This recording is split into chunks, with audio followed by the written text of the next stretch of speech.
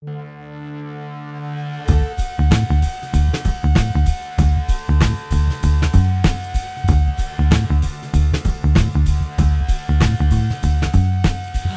everybody, to the Nightly News Podcast. This is Professor Paul Miller, and I'm so honored to be joined by one of my favorite colleagues in the entire world, Dr. Amanda Stuckey. Dr. Stuckey, welcome to the show. Thank you. I'm pleased to be here. And, one of the things that you'd said previously is that this is the first time you've ever actually been on a podcast. Yes. So we are excited to have you, and hopefully this is a good foray into the podcasting scene, and maybe you can be on other ones in the future. Would love to. Be the honor of a lifetime. Well, I think that's a little strong, but I appreciate it. Also being joined here by the Nightly News president, Abbee Breski. Abbee, of course, It's always such a pleasure to have you on the show as well.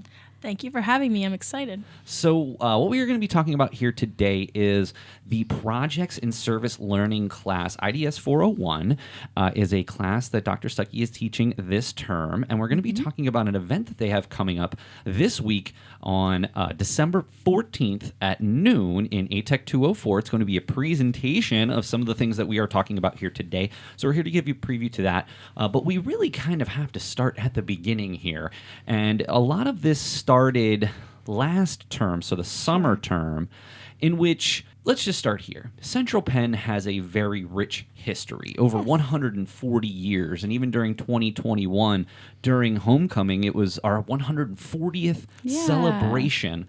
One of the interesting things, and really maybe how I've been associated with this whole thing, is before former President Todd Milano left and retired from the institution, I had the opportunity, this must have been, I'm just guessing here, 5 years ago, and I had him on the podcast back when we were down in the Boyer House, because we used to have our podcast studio down in Boyer House.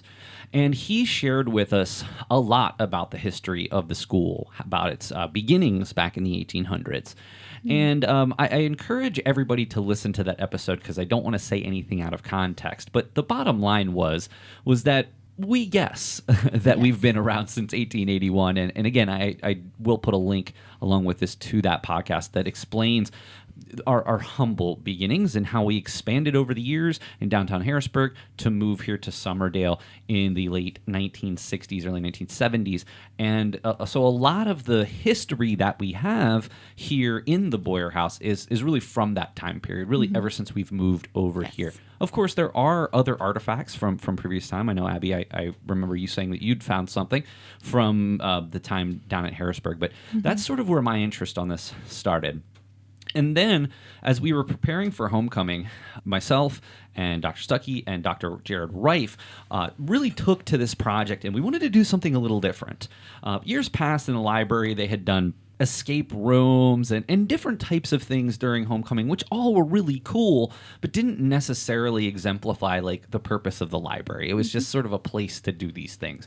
This year we went in a different direction, and we had 4 of us, along with library director Margaret Shakti, had our own little areas that we created with some historical artifacts. So, Amanda, let's start here. I would love to know more about your thought process and what artifacts you used during that historical exhibit during homecoming earlier this term.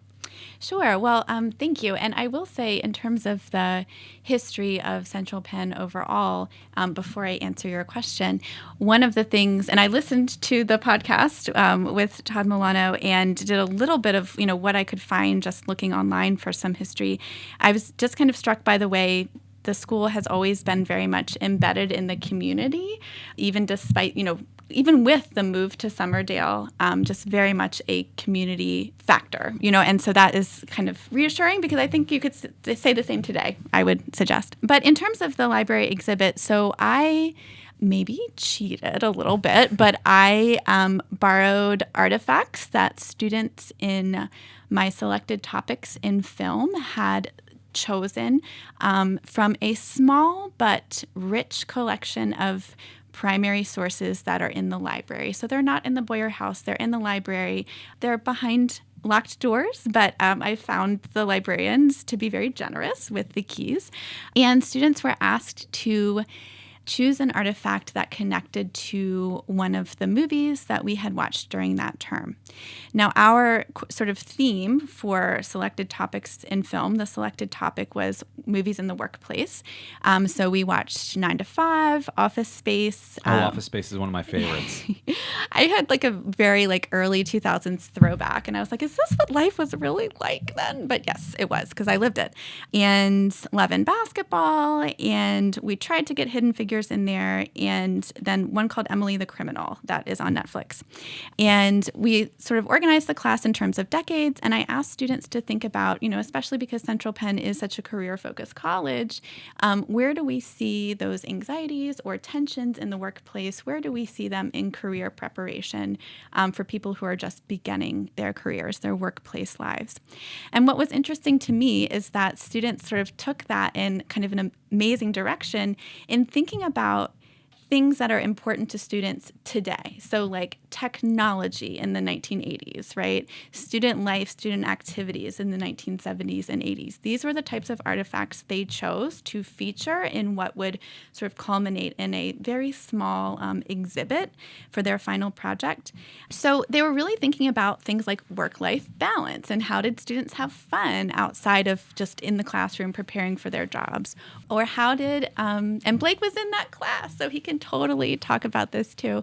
Or like the different types of technology that students were using that are very different from technology today, but we could still sort of draw a connecting line when we saw like a typewriter in the classroom. It's like, well, that was their device, right? They had their device in the classroom.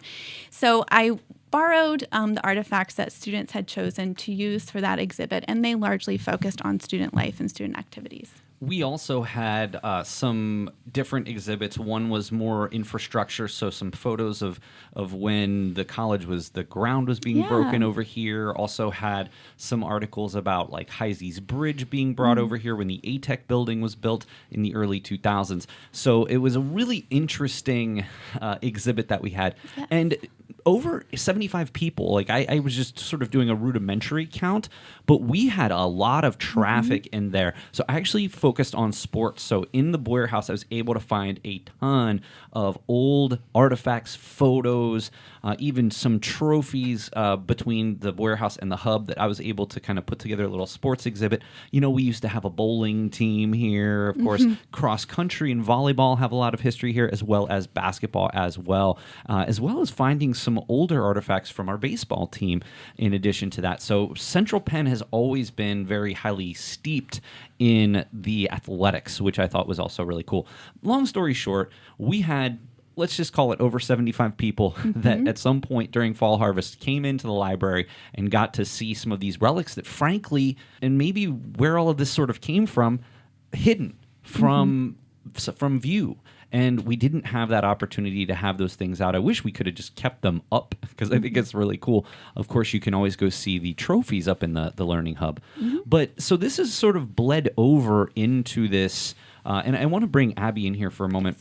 Because Abbee is in the process of working on a story about that exhibit. Abbee, what were some of the things that you took away when you were investigating, putting your story together? What were some of the things that you took away from that historical exhibit? The biggest thing that I took away was the changes in the campus itself. So, starting in Harrisburg to Summerdale, that alone was a big change because I'm fortunate enough to have a family member that went to the Central Penn Business School in Harrisburg, and I also have a family member that went to the Summerdale campus, we'll say years ago.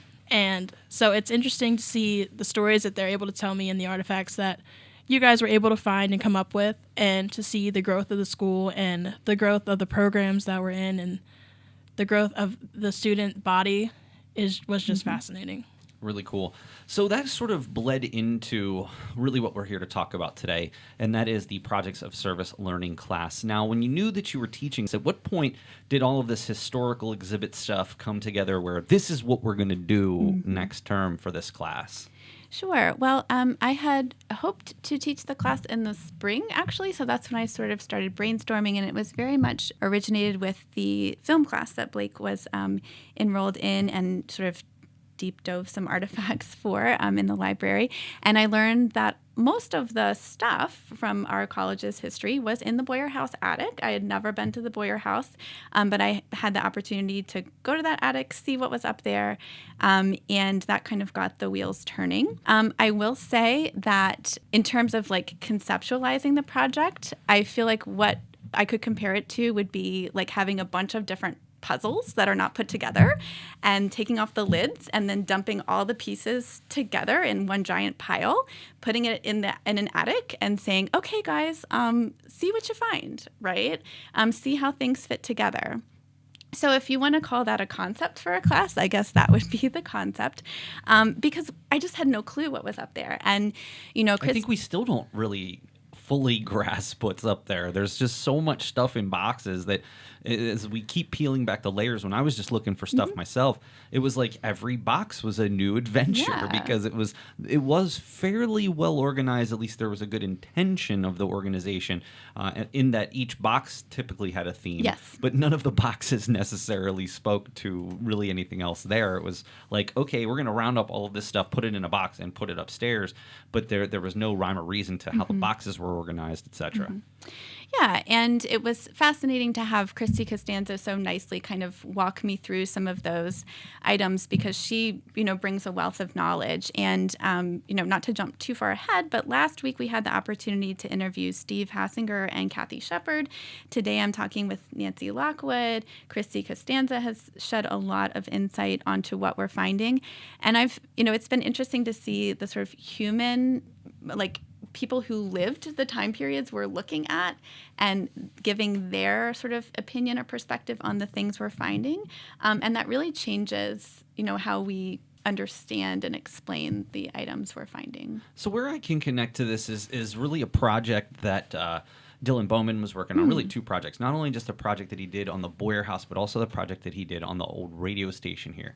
One of the things that I managed to find in the Boyer House, and we were looking for stuff like this for a long time, and I found it later, much after the fact, was a stack of photos from the radio station and from the old television station here, which I felt was so really cool. And, we're going to, digitize those so we have those for the department moving forward, because the bottom line was both Professor Olympia and I, both here over a decade, didn't even know that we had a radio station, didn't know anything about it. And that's why this oral history of reaching out to some of these folks who worked at the radio station was really important to this Radio Revisited story that Dylan did a few years back. And that's really the basis of so much of the history of our department, which I thought was really cool. So I want to talk about this class, and I have two members from the class. So I really want to ask each of the members from the class to talk a little bit more about their experiences, maybe what their artifact is. But I want to preface this by saying, again, on December 14th, the IDS 101 Projects in Service Learning class will be holding their presentation at noon in ATEC 204. So please, I know that it's just in just a couple days if you're listening to this when it comes out, but please block that off on your calendar and come out. Well, I'm going to ask Blake Myers, one of our nightly news reporters, to come in here and talk a bit more about his experience with this class. So not only were you a part of the selected topics in film class, you're also a part of this class as well. So you kind of are getting both sides of this. Tell me more about some of the things that you found and what spoke to you. So one of the biggest things I found, and one of my artifacts, is a 1986-1987 student calendar, which I found to be pretty interesting. It has a lot of pictures of on-campus activities. It also dates when some meetings for clubs that I've never even heard of are going to happen. One of the biggest pictures I found interesting was a student versus staff football game, which I got to talk to Steve Hassinger about, and he told me he remembered it, which was pretty cool and something I'm going to include into my project for sure. So tell me about the goal here is to sort of analyze and critique what's going on. So you found this artifact, then what happened? Like, what was the next step in terms of how you're going to integrate this into this presentation? I think the next step was, first of all, actually logging it into our Boyer House log, if I'm not wrong, which is a log for our group to make sure we have all of our artifacts. So I took it, made sure I had some pictures of it, and just wrote down certain things that I found interesting about it, really, and what I can use in a presentation. Awesome. So, Abbee, tell us a little bit more about what artifacts you're using and what sense you've made of them to this point. So, for most things, I like to know the story of how things are and why they are the way they are. So, I found a pamphlet in the Boyer House attic that said, "How is the Central Penn experience like a bridge?" And it was written just a month after they opened the bridge on campus. And then I also found a Patriot News article that was also written about the bridge, and they kind of explained it similar to the tragedy of 9/11 and people crossing over the Brooklyn Bridge. And then they went into how Central Penn students are crossing into different stages of life, whether that's higher education or into the rest of their life in the workplace. The irony is, and I don't know how much we really realize it walking across the bridge every day. So prior to the ATEC building being built in the early 2000s, that whole side of campus wasn't part of Central Penn. It was really just the Milano building, the Bollinger building, and the apartments and the library. That was the essential parts of the school. The bridge, though, is used in such a, especially in a lot of the marketing materials, in such a figurative way. Yes, we're walking across from ATEC to Bollinger to Milano, but the bridge has become almost a symbol for Central Penn College in that we are providing that bridge to you from, let's say, high school to the rest of your future career. And it being a career-focused institution, I think that it's a really unique way to market a historical bridge that was brought here. I actually found, and I don't remember now, I was just thinking about this yesterday.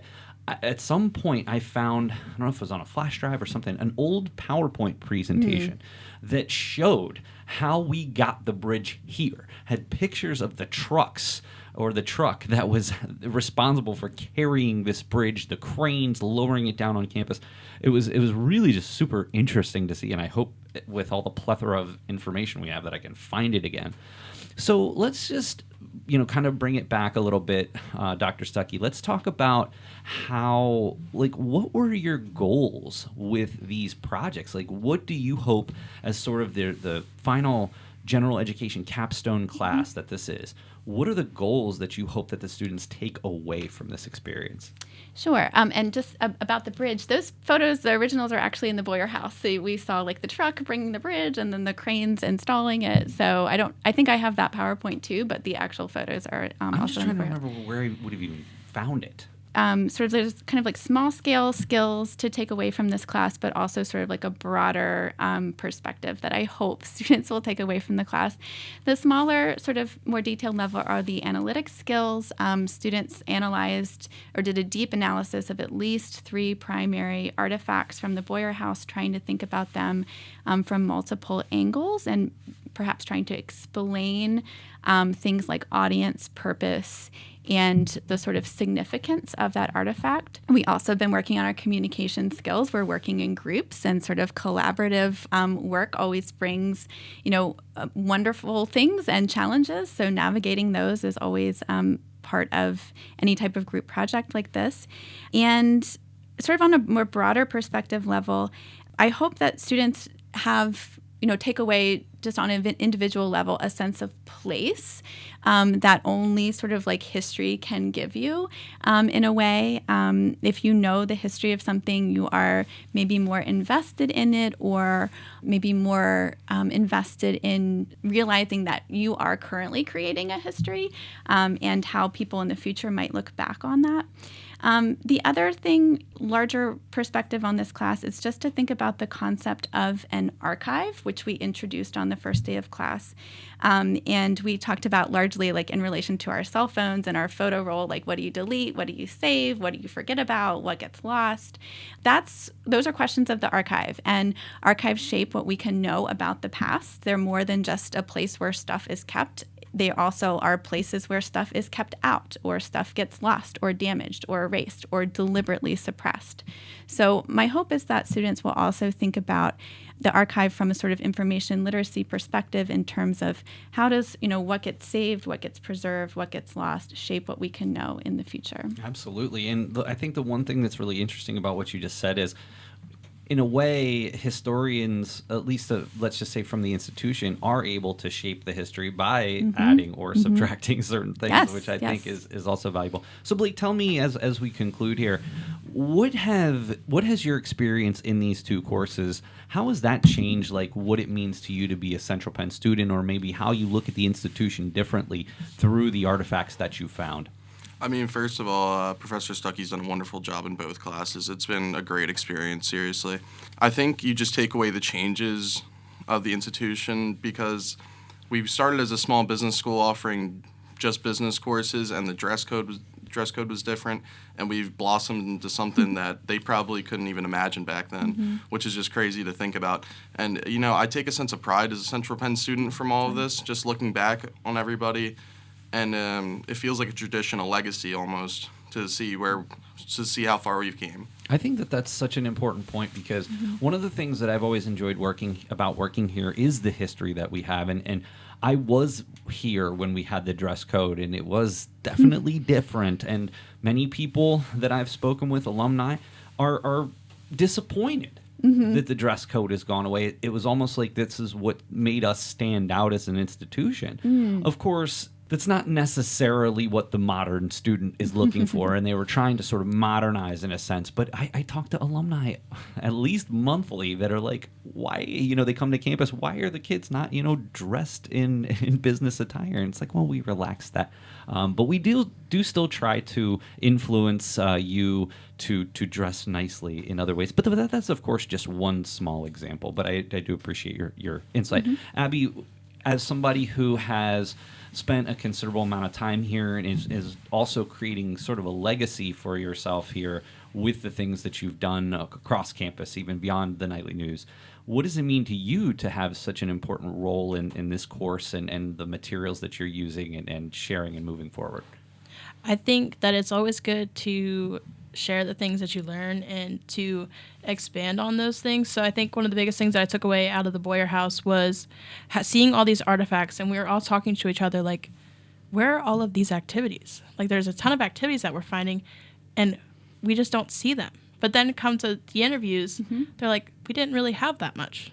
So it's funny to see how, like, images, like I know we talk about with social media, how things can be shaped a certain way, but it's also, we also talk to them about, the students having an impact on what we do and what we say and the activities that are available. So I think the biggest thing I took away was if you want something, you have to speak up and talk about it. And you also have to be willing to make that change for people and for the future students. So if I can help at all, I'd love to make a better impact. Well, I appreciate that. And so I guess the perfect question here is, so what now? What do we do with this stuff? We do know that we can't leave it where it is, at least on the short term. We want to make sure that we're preserving the information that we can as best we can. And maybe we don't know the answer to this question, generally speaking, but let's say it's up to you. Let's say somebody just says, Dr. Stuckey, it's up to you what's done with all of this stuff. What do we do? Well, just to back up, just wanted to say in terms of Blake and Abby's individual sort of journeys at Central Penn, I have had the pleasure of teaching them since their very first term and seeing them grow as students and being able to sort of work with them in this sort of like final days or final terms type of capacity is just like beyond rewarding. And I'm probably going to cry on Thursday at our presentation.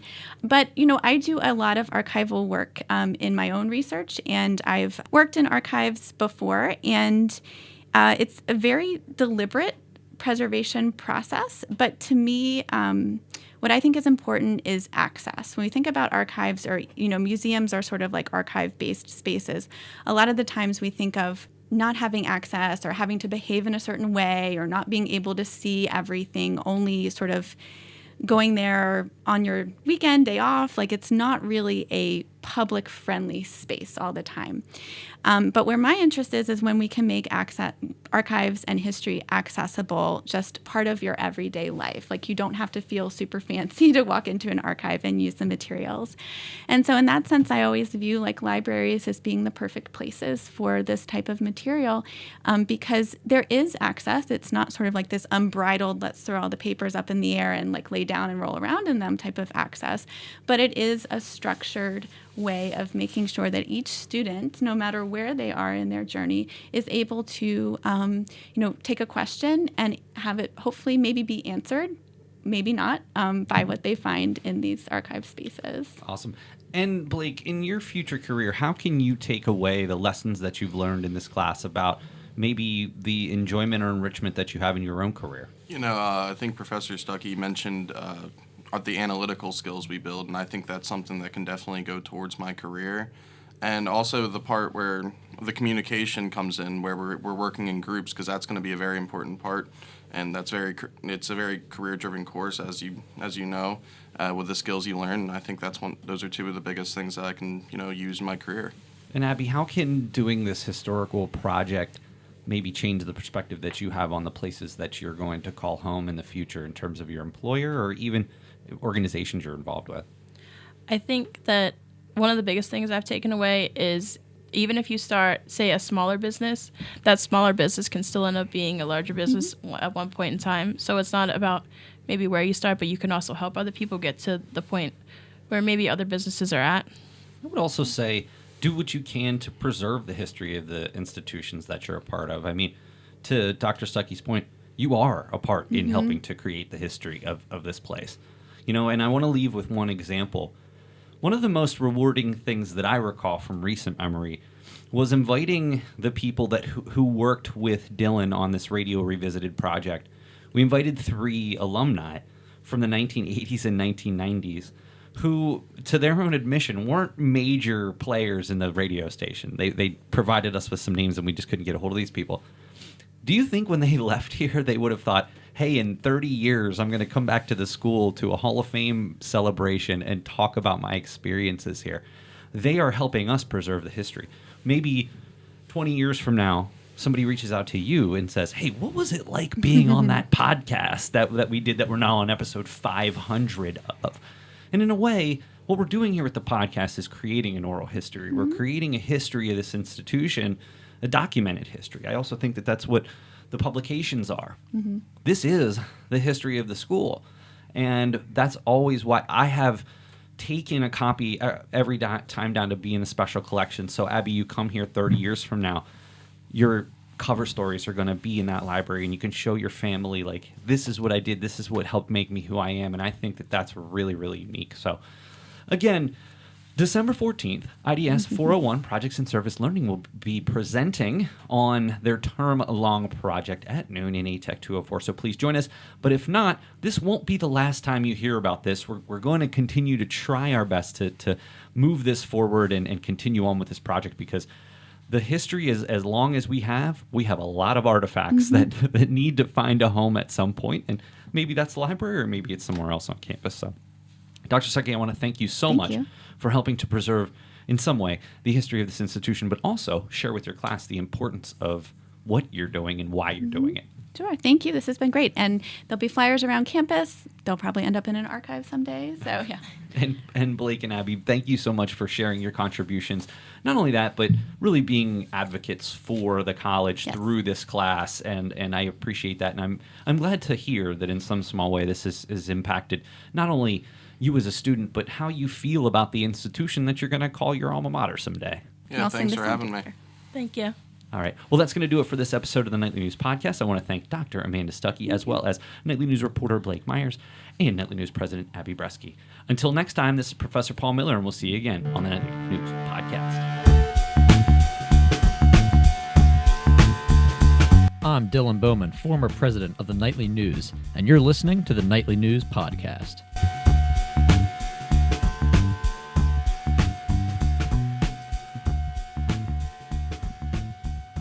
This is Nightly News correspondent Abbee Breski with the fall 2023 episode of the Nightly News Brief.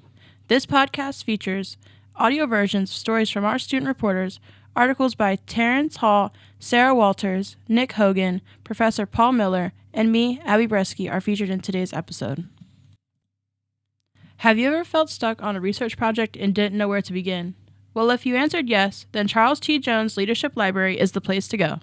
The mission of Charles T. Jones Leadership Library is to connect people with information. The library, an anchor of the Central Penn campus, was established in October 2002 and is named for the late local business leader, author, and speaker Charles Tremendous Jones. The library is small but mighty. You can use the library's ebook central database to help you research a project. It has over 100,000 titles.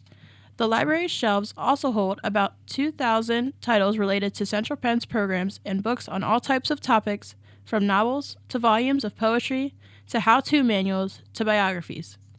and it has a homepage rich in resources and links to them. It features a chat window for communication with the library worker or the director. You can borrow books and DVDs too, and access many other resources.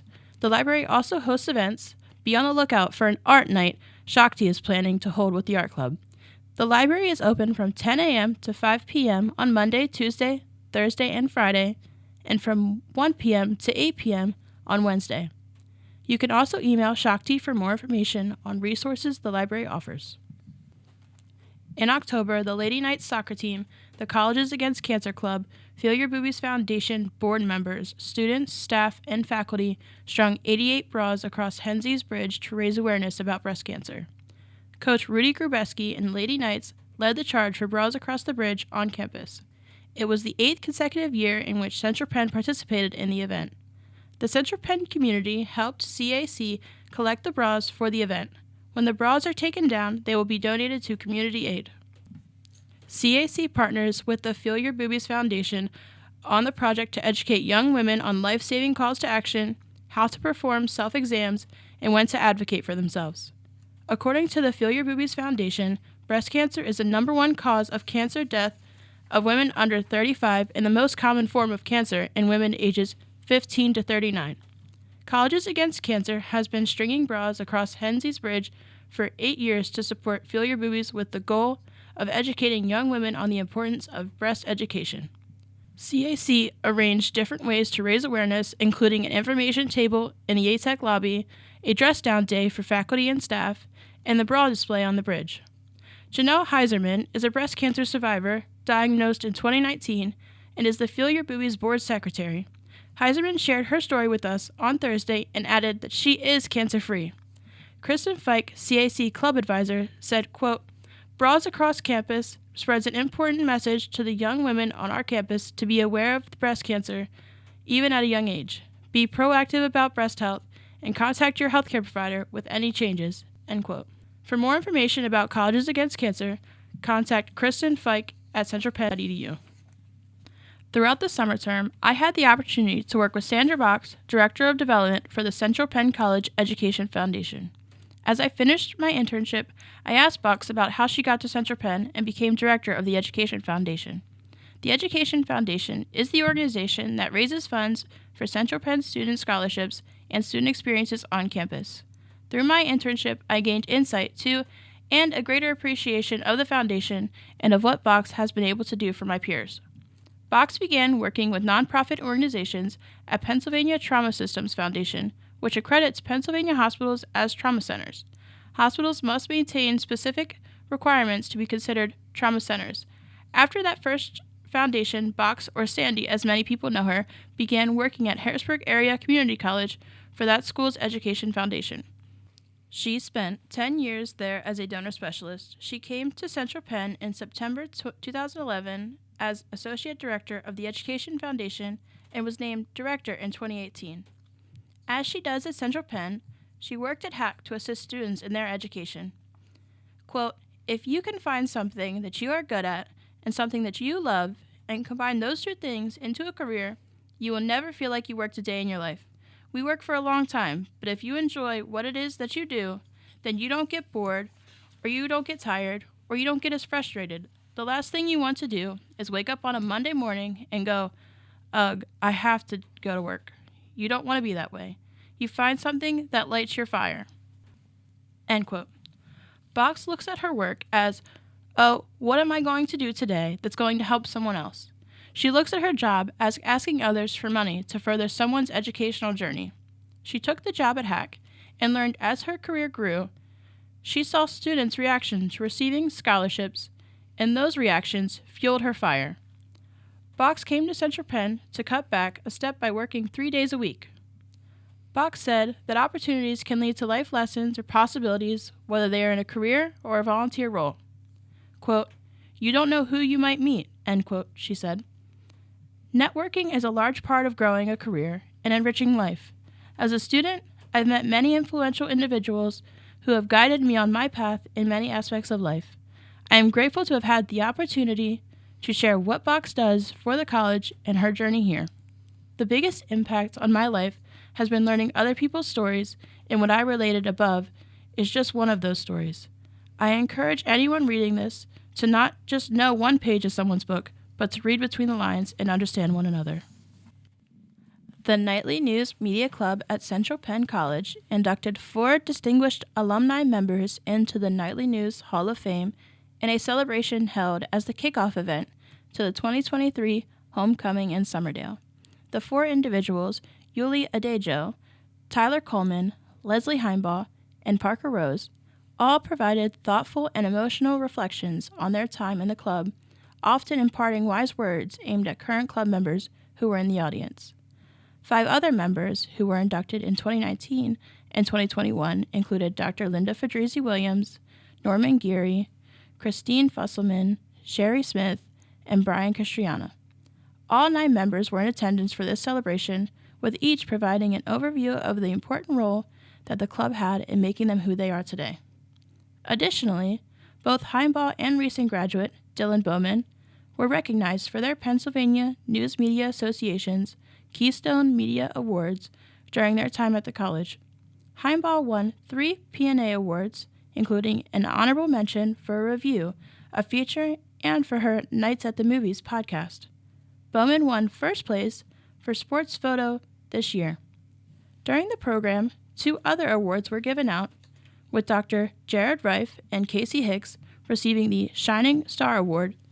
This award shows appreciation for individuals on campus who go above and beyond to support the Nightly News in fulfilling its mission. Previous winners of this award include Adrian Thoman and Steve Hassinger. Also honored during the event were a group of alumni who were heavily involved with the radio station on campus during the late 1980s and early 1990s. These alumni members, Dean Regal, Anne Marie Knorr Fisher, and Craig Fonstock, were instrumental in Bowman's History Preserved Part 2, the Media Plus Club, and Central Penn's Lost Radio Station. Story that was released in December 2022, this story provided an oral history of Central Penn Radio during its heyday during that time period. This event capped off months of planning by the club, as this was the first time that the Nightly News Hall of Fame event was a part of the Central Penn College's homecoming celebration. Being the kickoff event, the club wanted to make the best impression possible. This event, held biannually, recognizes individuals who have made a significant contribution to advancing the standing of the Nightly News as well as the college at large during their time at the college. The CPC film series returned to the Capitol Blue Cross Theater on October 27th with a showing of the 2004 film Dawn of the Dead, a remake of the 1978 flick of the same name. This term's film series was hosted by Central Penn's own Dr. Jared Reif. During the event, Reif sat down with the Nightly News to discuss his position at Central Penn, his interest in the film, and the zombie subgenre of horror. Reif has worked for Central Penn College since 2016, where he started as the chair of the Humanities Department before becoming the program's dean. He now works as the associate provost and oversees the library and registration office. In addition, he oversees assessment and accreditation for the college and generally works in day-to-day affairs. When inquiring about this film directed by Zack Snyder, renowned for the Justice League cinematic universe, Reif shared that, in his opinion, it represents Snyder's finest directorial achievement. He cites how, because it is a reimagining of a classic rather than a direct remake, it gives a great check-in to how the population's viewing habits have changed since the original film's 1978 debut, and how cultural norms have also changed. While Reif shared that he does enjoy the original films directed by George A. Romero, he mentioned that he was not sure if the older films would captivate the audience as much as the modern retelling would, as many aspects of the original film are outdated and may confuse newer viewers. Reif discussed the film's personal significance, explaining the circumstances of how he initially viewed the movie. He was in his undergraduate years when the film was released, and he went to a dollar theater, as he called it, where films at least 6 months old would be shown at a more affordable price. That memory cements most of Reif's enjoyment of the film, aside from the content itself, because it was a great bonding experience for him and his friends at the time. During his presentation before the show, Reif elaborated on many topics we discussed in our interview. He also highlighted how vast and expansive the zombie subgenre of horror is. It can consist of action comedies like Zombieland, fully fledged horror like the original Night of the Living Dead, or satirical comedy like Shaun of the Dead. Here, he brought up the many consequences a real-life event like this would cause in the COVID-19 pandemic and its impact on people. While the pandemic was not a zombie apocalypse, it did bring out the true colors in millions of people. It led to hoarding and scalping products like food, toilet paper, and entertainment. Reif said that the appeal of these films is also because we have no idea what we would do. At least with the pandemic, people generally had Wi-Fi, TV, and other forms of entertainment.